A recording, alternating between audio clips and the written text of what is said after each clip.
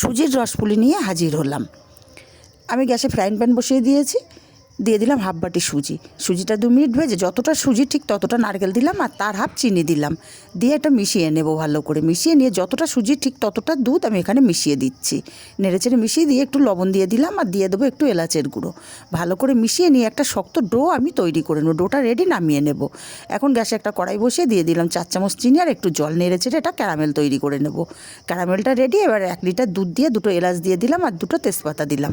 এদিকে ডোটা আমি নামিয়ে নিয়েছি। ভালো করে মেখে নিয়ে অল্প অল্প করে নিয়ে আমি পিঠের শেপগুলো দিয়ে নেব। আমি একটু লম্বা করে শেপ দিচ্ছি, আপনারা আপনাদের পছন্দ মতো শেপ দেবেন। একইভাবে আমি সব পিঠেগুলো রেডি করে নিয়েছি। এদিকে দুধটাও টকবক করে ফুটে গেছে। আমি এখন পিঠেগুলো সব দিয়ে দিলাম। 5 মিনিট ফুটিয়ে নেব। 5 মিনিট ফুটিয়ে নেওয়ার পরে দিয়ে দিচ্ছি স্বাদ মতো লবণ আর স্বাদ মতো চিনি। চিনিটা যে যার মিষ্টি অনুযায়ী দেবেন। 10 মিনিট ফুটিয়ে নামিয়ে নিলেই রেডি।